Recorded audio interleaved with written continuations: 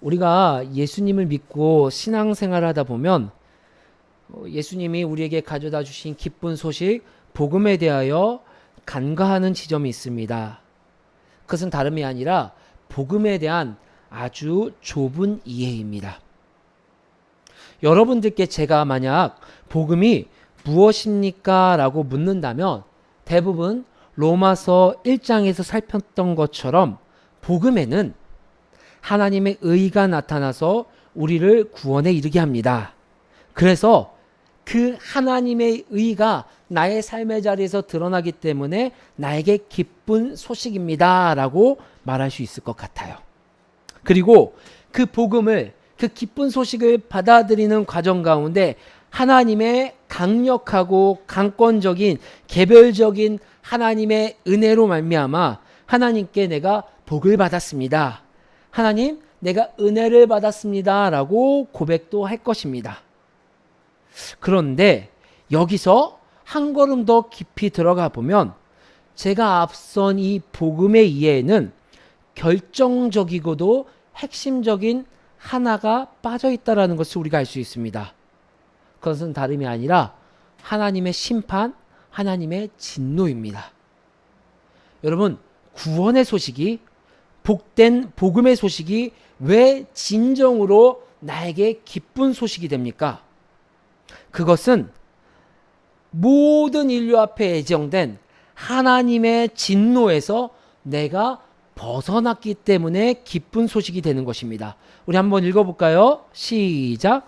사람이 한 번 죽는 것은 정해진 일이요 그 뒤에는 심판이 있습니다. 아멘.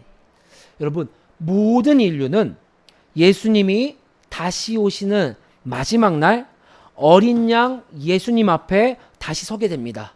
저도 여러분도 예수님을 믿었건 예수님을 믿지 않건 온 인류의 사람은 그렇게 예수님 앞에 다시 서게 됩니다.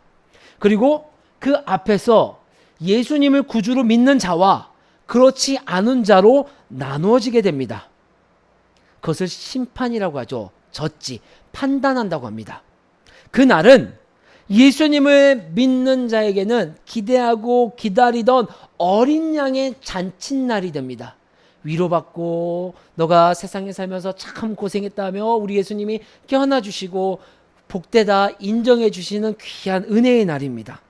하지만 예수님을 믿지 않는 자들에게는 계시록 말씀을 가져와 진노의 잔을 마시게 되는 심판의 날이 됩니다. 복음은 단순하게 이 땅에서 위로를 얻고 안식을 얻었기 때문에 좋은 소식이 되는 것은 아니에요. 마지막 날, 예수님이 이 땅에 다시 오시는 그 마지막 날 영원한 승리를 얻을 수 있기 때문에 대체할 수 없는 유일무이한 좋은 소식이 되는 것입니다. 잠시만요.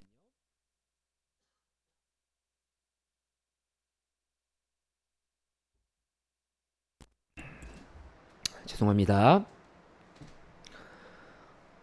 바울은 그런 맥락에서 모든 사람들이 진노 아래 놓여 있다는 전제로 로마서 1장으로 시작하여 복음을 우리에게 설명해 주는 거예요.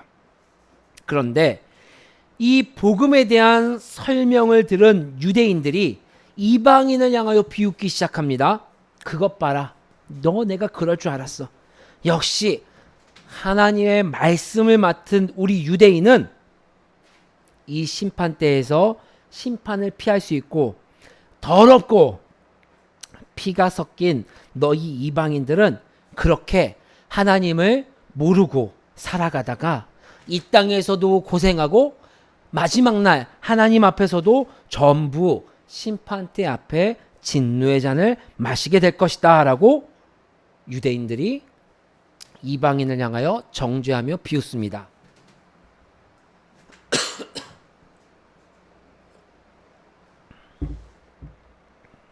바울은 이에 대하여 가차없이 말을 합니다. 이방인뿐만 아니라 그 이방인을 정죄하는 유대인 너희 무리도 똑같이 심판의 자리에 놓이게 될 것이다. 프랜시스 셰퍼는 이스라엘 민족, 즉 유대인의 존재 목적에는 두 가지가 있다고 말하고 있습니다. 이스라엘이 이 땅에 존재하는 첫 번째 목적은 다른 것이 아니라 하나님의 존재와 그 성품을 알리기 위함이에요. 그래서 실제 이스라엘 민족은 솔로몬 성전을 통하여 하나님의 존재와 그들의 삶의 자리에서 율법을 지켜나가며 하나님의 성품을 드러내곤 했습니다. 두 번째로는 다른 민족들을 하나님께로 돌아오게 하기 위한 정말 귀한 존재의 목적을 가지고 하나님께 택함 받은 민족이 이스라엘 민족입니다. 이렇게 중요한 존재의 목적이 있는 유대인이라 할지라도 하나님의 진노는 피할 수 없다는 것이 바울의 이야기입니다. 함께 읽어볼까요? 시작. 이런 일을 하는 사람들을 심판하면서 그런 일을 하는 사람이요 그대는 하나님의 심판을 피할 수 있을 줄로 생각합니까? 아멘. 여기 그대는이 바로 유대인들이에요. 하나님의 말씀을 맡은 자들이 1장 하반절에서 바울이 유대인 이방인들은 너희들이 복음을 통하지 않으면 구원을 받을 수 없다라는 이야기를 듣고 유대인들이 막 정죄하는 거예요.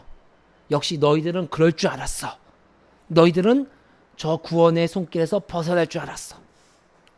유대인들은 그들이 생각하던 구원의 안전장치인 율법이 실제로는 자신들의 안전에 아무런 도움이 되지 않는다는 사실을 받아들일 수가 없었고 이해할 수도 없었을 것입니다.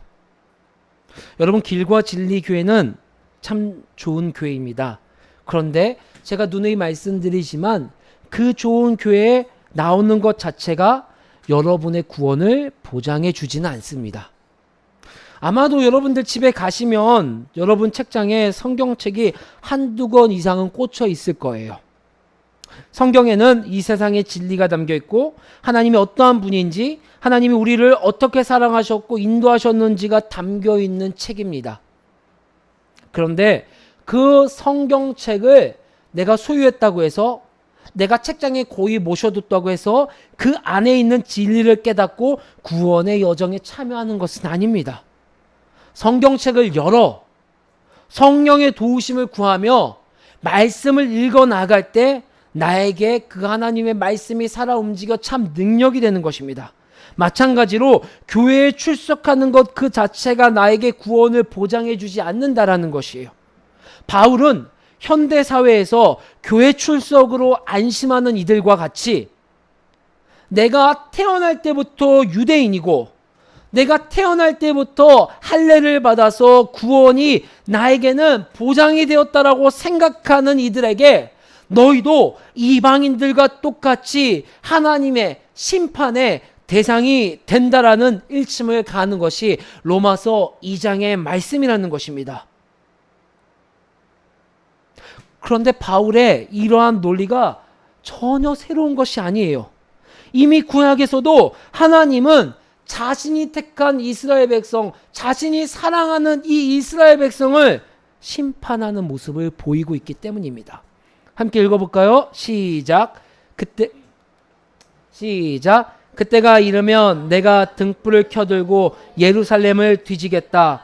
마음속으로 주는 복도 내리지 않고 화도 내리지 않는다고 말하는 술찌꺼기 같은 인간들을 찾아서 벌하겠다. 유대인들이에요. 예루살렘 사람들이에요. 나는 하나님을 믿으니까 이 심판이, 하나님의 심판이 임할 때 나는 이 심판에서 피할 거야. 나는 벌도 받지 않을 거야. 라고 하고 있는 사람들에게 스바냐 선지자가 이렇게 말하는 거예요. 다시 한번 읽어보겠습니다. 시작. 그들은 재산을 빼앗기고 집도 얼릴 것이다. 그들은 집을 지으나 거기에서 살지 못할 것이며 포도원을 가꾸나 포도주를 마시지 못할 것이다. 아멘. 하나님의 은혜가 차별 없이 모든 이들에게 부어진 것처럼 하나님의 심판 역시 모두가 그 대상이 된다라는 것을 바울은 말하고 있어요. 로마서에서는요, 하나님의 차별 없는 사랑과 진노가 담긴 복음을 전합니다. 혹 여러분, 하나님의 은혜만 내가 복음을 통하여 기억하고 있다면, 혹 내가 복음을 통하여 두려운 하나님의 심판만 기억하고 있다면 우리는 복음을 아주 편협하고 좁게 이해하고 있는 것입니다. 복음에는 차별 없는 사랑과 진노가 담겨 있습니다. 우리가 여기서 고민해 볼 점은 바로 이 지점인 것 같습니다. 하나님께 선택받았고 말씀을 맡았던 제사장 나라의 백성들이 무슨 연유가 있기에 하나님의 심판에서 진노의 대상이 되었냐는 것입니다. 이 말씀은 이미 예수님을 믿고 교회를 다니는 저와 여러분들이 그저 한 귀로 듣고 한 귀로 흘릴 수 있는 간과할 수 없는 지점이라는 것을 우리에게 말씀해 주고 있습니다. 로마서 2장에서는 하나님이 내리시는 진노의 기준에 대하여 이렇게 말하고 있습니다. 읽어볼까요? 시작. 하나님께서는 각 사람에게 그가 한 대로 갚아 주실 것입니다. 시작. 악한 일을 하는 모든 사람에게는 먼저 유대 사람을 비롯하여 그리스 사람에게 이르기까지 환난과 고통을 주실 것이요, 선한 일을 하는 모든 사람에게는 먼저 유대 사람을 비롯하여 그리스 사람에게 이르기까지 영광과 존귀와 평강을 내리실 것입니다. 아멘. 바울은 마지막 날 심판대 앞에서의 기준은 인간의 행위, 즉 내가 살아온 그 삶의 방향성이 심판의 기준이 된다고 말하고 있습니다. 이러한 논리 역시 성경에선 곳곳에서 우리에게 말씀해 주고 있습니다. 읽어볼까요? 시작. 우리는 모두 그리스도의 심판대 앞에 나타나야 합니다. 그리하여 각 사람은 선한 일이든지 악한 일이든지 몸으로 행한 모든 일에 따라 마땅한 봉을 받아야 합니다. 아멘. 예수님도 이런 비슷한 말씀을 우리에게 전해주십니다. 함께 읽어보겠습니다. 시작.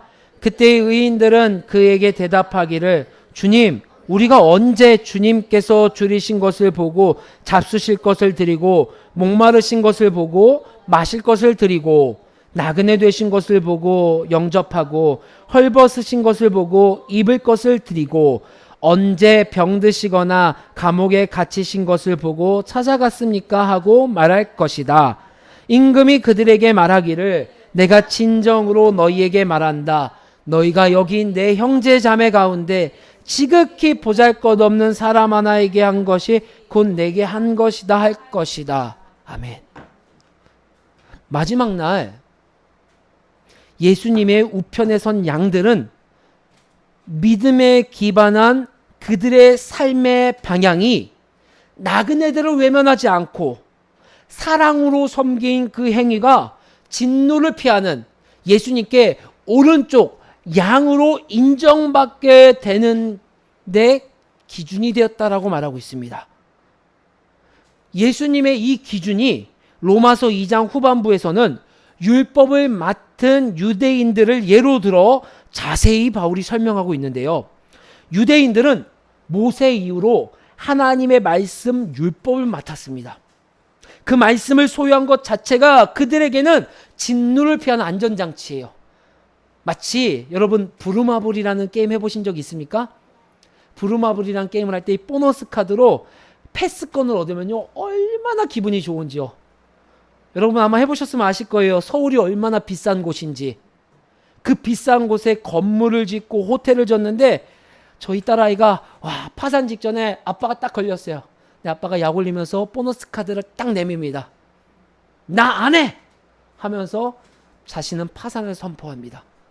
하지만 저는요 그 보너스 카드 하나로 그 게임을 이기는 놀라운 경험을 하게 되었습니다. 여러분 유대인들에게는요 그 패스권 그 보너스 카드가 마치 나에게 율법을 우리가 소유한 민족이니 이 율법을 맡았다라는 것 하나가 우리에게는 안전장치라고 여겼던 자들입니다. 그런데 어느 순간부터 이들은요 말씀을 소유한 것과 그것을 살아가는 것을 별개로 생각하며 살아가기 시작했습니다. 말씀을 율법을 가르치는 자들조차도 그렇게 살아가지 않아요. 심지어는요 간음을 하지 말라고 수많은 이들에게 말씀을 가르치면서 말씀을 맡은 선생들이 간음을 합니다. 더군다나 이들은 할례의 참 의미는 다 잊어버리고 내 몸에 나타난 할례의 상징 자체가 구원의 보증이 된다고 생각하였어요. 그러니 율법의 정신을 지켜 살아내는 것은 이들에게 더 이상 중요한 가치가 되지 않았습니다. 이들에게는요, 내가 어디 소속인지, 유대인인지 이방인인지, 내 몸에 할례라는 상징이 있는지 없는지가 더 중요한 가치와 기준이 되었습니다. 오늘날 한국 교회가 사회에서 참 많은 지탄을 받고 있습니다. 여러분, 그 이유가 무엇입니까? 안타깝게도 이렇게 강단에서 선포되는 말씀과는 정반대로 살아가던 목회자의 일탈, 그리고 하나님의 사랑과 이웃 사랑에서 이웃 사랑은 쏙 빼고 그들끼리만 서로 사랑하는 이기적인 사랑의 교회의 모습에 실망하여 많은 사람들이 교회를 지탄하고 욕을 합니다. 탈교회라는 책을 보면 한국 교회에 교회를 안 나가는 가나안 성도가 약 200만 명 정도가 된다고 합니다. 책 내용 중에 가나안 성도들에게 설문조사를 한 결과가 있는데요. 그들이 가나안 성도가 교회를 안 나가는 가장 큰 이유는 목회자의 타락과 성도의 이기적인 모습이 가장 설문조사 상위에 올라와 있었습니다. 지금 한국 교회의 모습이 2000년 전 유대인들의 모습과 비슷한 것은 뼈아픈 현실이 아닐 수 없습니다. 그렇다면 바울은 이방인도 아니요, 말씀을 소유한 유대인도 아닌 도대체 어느 누가 심판대에서 벗어난다라는 기쁜 소식을 진정으로 누릴 수 있다라고 말하는 것일까요? 바울은 단호히 이렇게 말합니다. 함께 읽어보겠습니다. 시작. 겉모양으로 유대 사람이라고 해서 유대 사람이 아니요, 겉모양으로 살갗에 할례를 받았다고 해서 할례가 아닙니다. 오히려 속사람으로 유대 사람인 이가 유대 사람이며 율법의 조문을 따라서 받는 할례가 아니라 성령으로 마음에 받는 할례가 참 할례입니다. 이런 사람은 사람에게서가 아니라 하나님에게서 칭찬을 받습니다. 아멘. 할례를 받아서 혹은 성경의 지식을 더 많이 머릿속에 넣고 안다고 해서 하나님의 구원을 받는 백성이 아니라는 것입니다. 하나님의 참 백성은요, 복음을 참으로 받아들여 복음이 내 삶의 참 기쁜 소식으로 여겨지는 자들은요, 내 마음에 성령의 능력으로 말씀을 새기고 그 새긴 말씀대로 살아가는 자가 하나님께 인정받고 칭찬받는 자라고 바울이 말하는 거예요. 내가 말씀을 아는 것과 살아내는 것의 불일치는요, 결국 23절의 말씀처럼 하나님을 욕되게 하는 것입니다.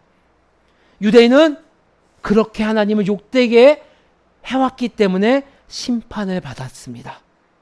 그리고 너무 아프지만 한국 교회가 여전히 똑같은 실수를 저지르고 있습니다.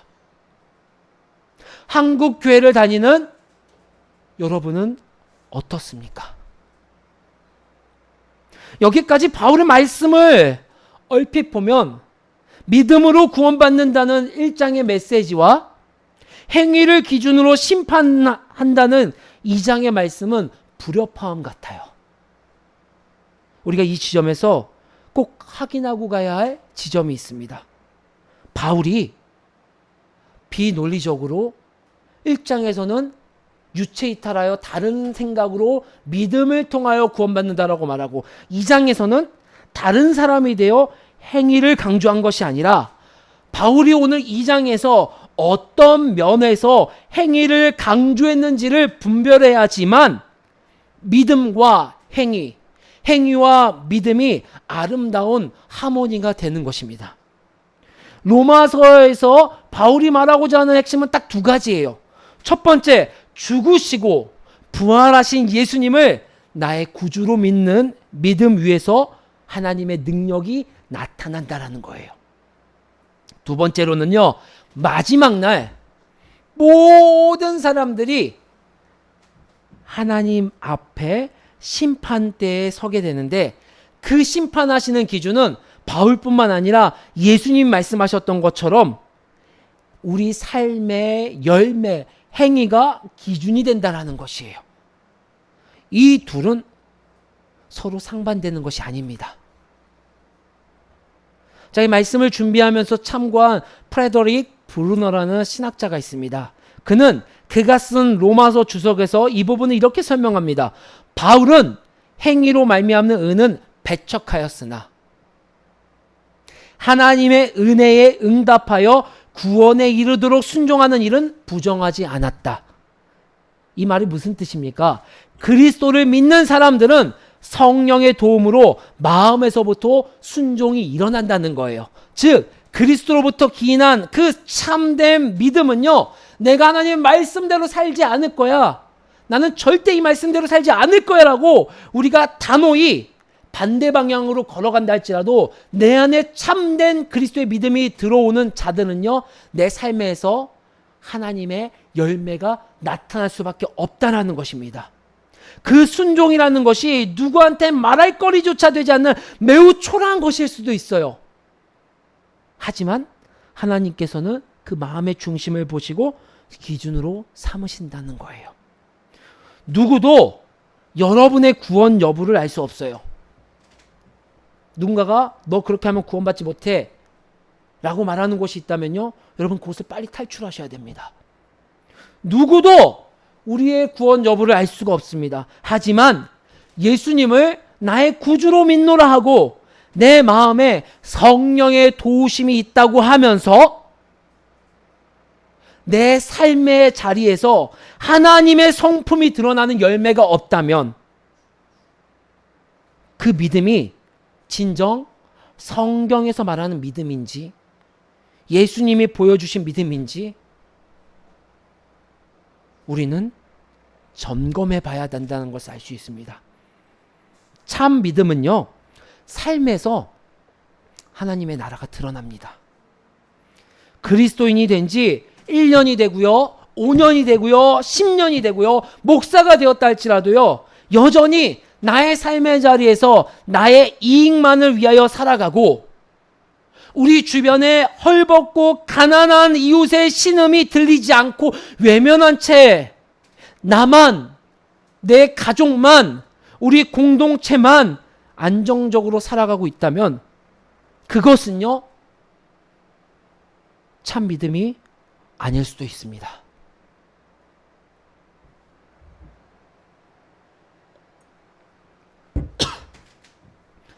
팀 켈러 목사님은요, 이렇게 말합니다.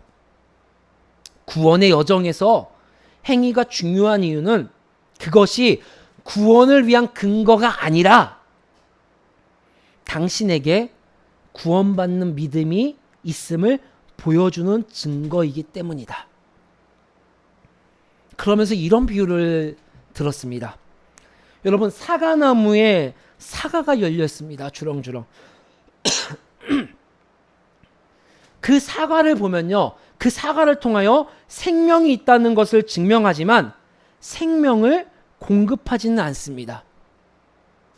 사과 열매를 보고 사과나무가 살아있다는 것을 알 수는 있지만 사과나무가 살아갈 수 있게 사과가 영양분을 그 나무에 공급하는 것이 아니라 그 사과나무에 영양분을 공급하는 기관은 뿌리다라는 것을 말해주고 있다는 거예요. 즉 그리스도에 대한 믿음만이 새로운 생명을 준다라는 것입니다.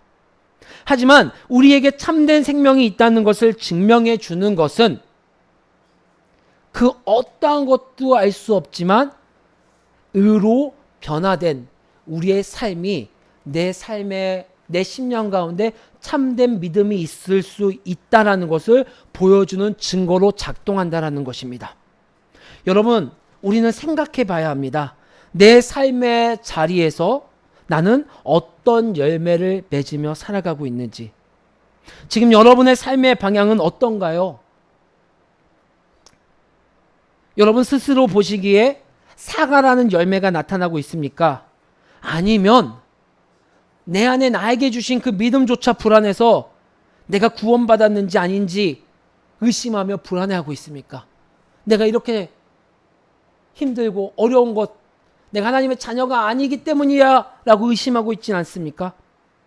구원의 확신은요, 나와 하나님 사이의 깊은 관계 속에서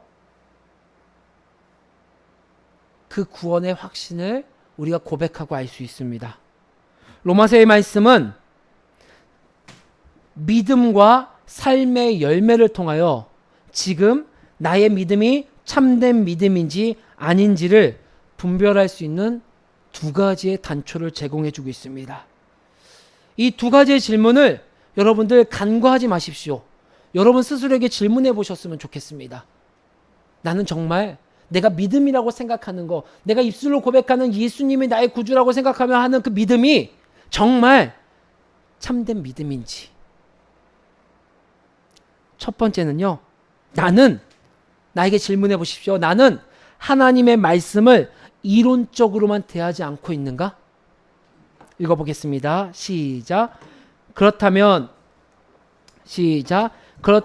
그대는 남은 가르치면서도 왜 자기 자신은 가르치지 않습니까? 도둑질을 하지 말라고 설교하면서도 왜 도둑질을 합니까? 하나님의 말씀을 듣고 이해하는 데서 그치는 자들은요, 실제 나의 삶에서 말씀이 실현되지 않습니다. 말씀은 말씀이고 삶은 삶입니다.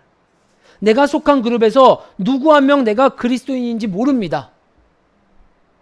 오히려 내가 그리스도인이라고 그들 가운데 커밍아웃, 그들에게 고백을 하면요, 오히려 놀라운 반응을 보여요.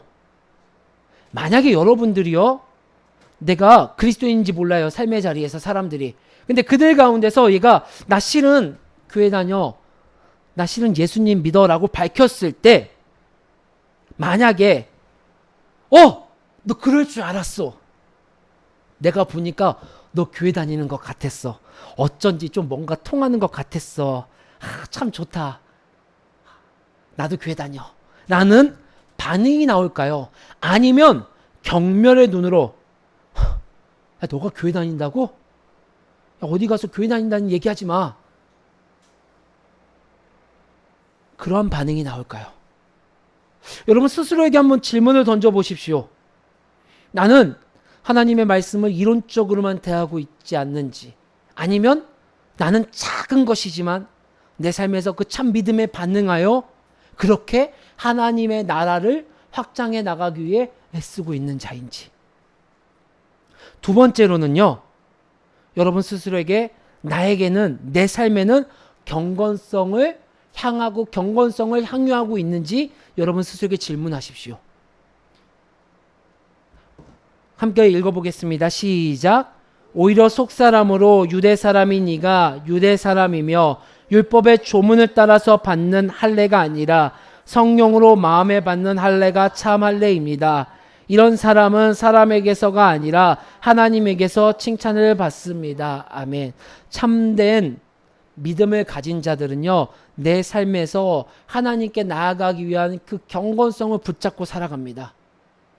하지만 참된 믿음이 아닌 자들은요, 경건성이 결여된 삶을 살아가요. 왜 그럴까요? 우리가 금방 읽었었던 말씀처럼 우리 마음의 근원적인 변화를 주시는 분은 성령님이십니다.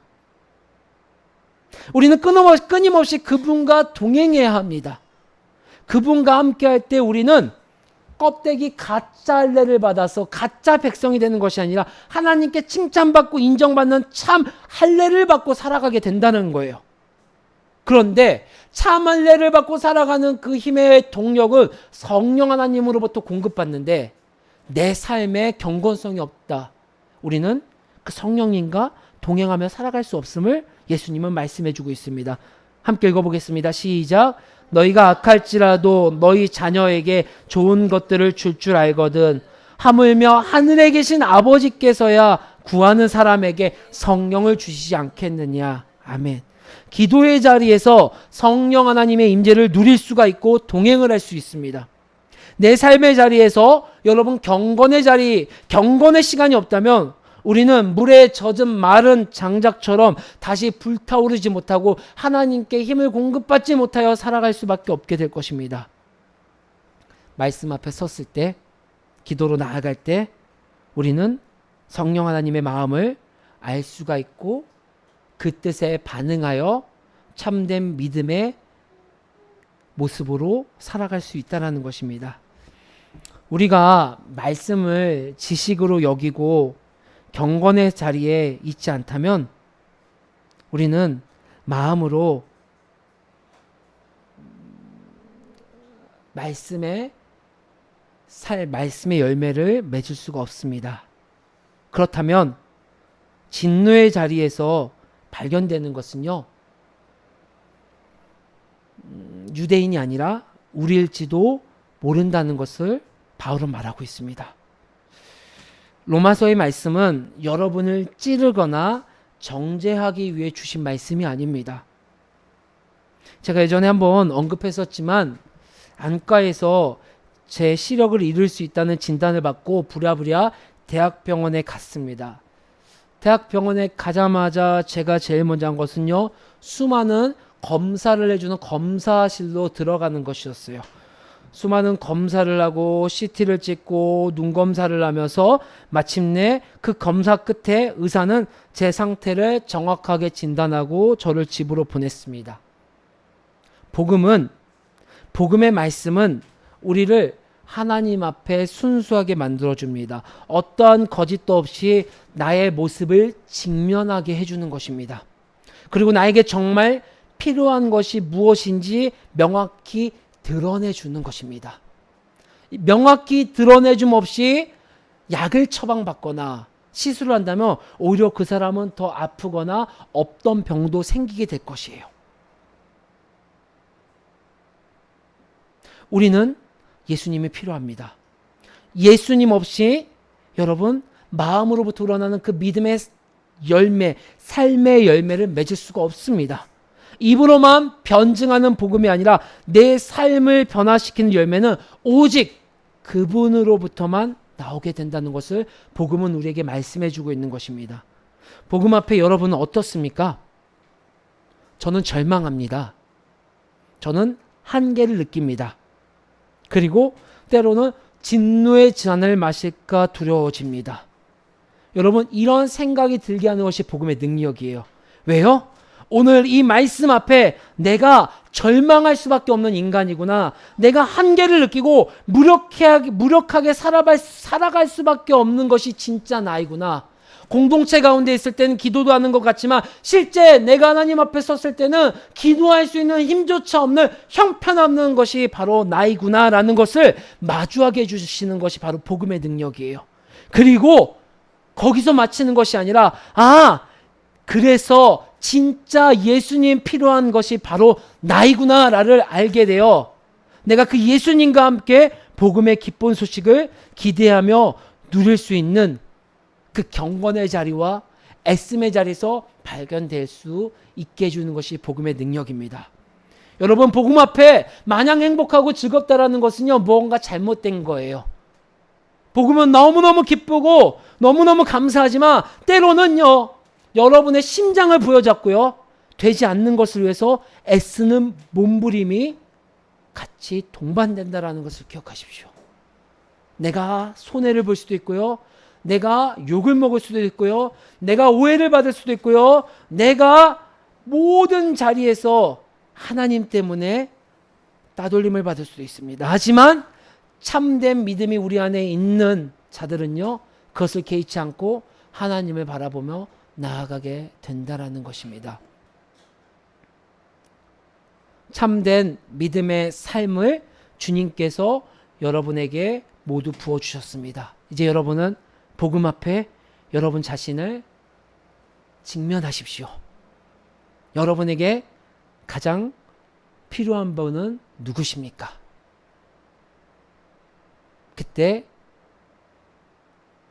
예수님이라고 대답하여 내 삶에 예수님의 흔적이 드러날 수 있는 가장 복된 자들 될 수 있기를 주님의 이름으로 간절히 소망합니다. 우리 이 말씀을 붙잡고 우리 성찬으로 나아갔으면 좋겠습니다. 이 성찬이 주는 의미가 무엇일까요? 다름이 아니라 이 성찬을 통하여 그래, 내가 부족한 너희들에게 그 부족한 것을 대신 해결해 주기 위해 이 자리에 왔어. 그리고 너희들에게 이 떡과 잔을 나누며 나를 바라보라고 이 예식을 제정하였어. 여러분, 오늘 이 성찬 속에서 여러분의 연약함, 여러분의 부족함, 내 삶의 열매가 드러나지 않는 그런 초라함 모두 직면하십시오. 그리고 다시 한번 주님이 주시는 힘을 공급받아 살아갈 수 있는 여러분이 되시기를 주의 이름으로 소망합니다.